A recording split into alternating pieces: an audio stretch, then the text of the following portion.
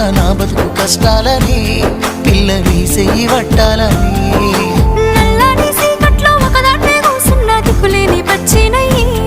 బావా నువ్వెప్పుడొస్తావని ఏళ్ళైపోతుంది పిల్ల ఎన్నెలొచ్చింది మన బతుకులా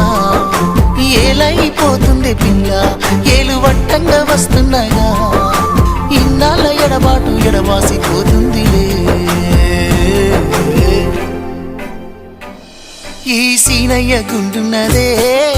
సినదారా నీ కోసము